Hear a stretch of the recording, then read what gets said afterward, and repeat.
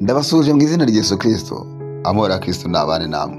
Turi kuwa kabiri itariki 25 ukwezi kwa 11 mwaka wa 2025. Ni umunsi wa 328. Muri kumwe na Evangeliste Mutabaruka Fulgence. Umunsi turagana ku ijambo riravuga ngo Uwiteka aguhaye ubudahangarwa. Uwiteka aguhaye ubudahangarwa. Turasoma muri Yosuwa igice cya 10 umurongo wa 8 avuga ngo Uwiteka abwira Yosuwa ati ntubatinye kuko mbakugabije, nta muntu wo muri bo uzaguhagarara imbere. Uwiteka aguhaye ubudahangarwa.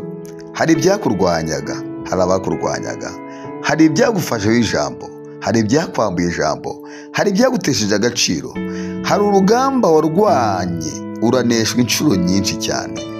Ufite abakurwanyije, ufite ibyakurwanyije, ufite wagiye utsindirwa, wagiye ugerageza kenshi ariko ugatsindwa, wagiye urwanywa kenshi mu buryo bugaragara, wagiye unesherezwa imbere y'abakurwanya. Ariko uyu munsi hamwe no kwizera muri iri jambo Imana iduhaye, akubwiye ngo Uwiteka aguhaye ubudahangarwa.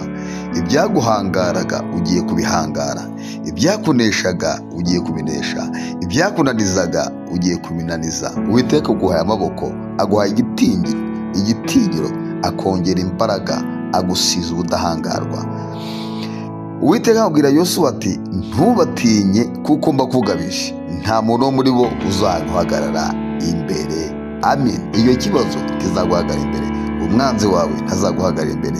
Nubwo byaraguhangaye byaragushoboye, ariko Uwiteka kwemereye ubudahangarwa ahagararanye nawe. Sengeye mwene data, reka uhagarare nawe nk'uko ubimwemereye, mwambike imbaraga umutsindishirize mu izina rye.